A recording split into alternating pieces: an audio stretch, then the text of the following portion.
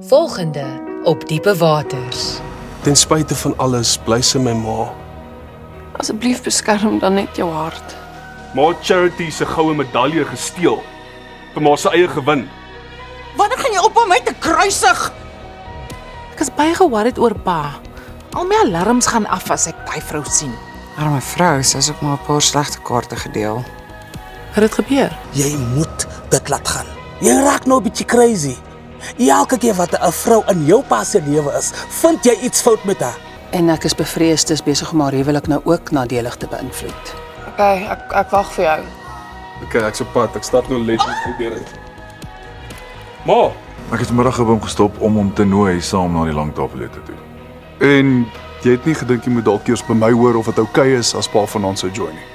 Ek kan dink net hoe lekker dit gaan wees as julle hierdie tyd volgende jaar in julle nuwe huis is.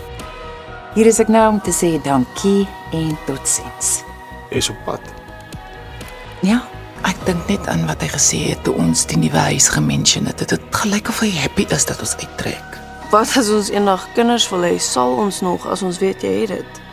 Jy moet toets. Gee my tyd om dit te proses. Jou besigheidsbrug lok baie belangstelling en ek dink dit het baie meer potensiaal as wat jy besef. Met jou netwerk en my besigheidsafrigting, ons kan baie ver kom.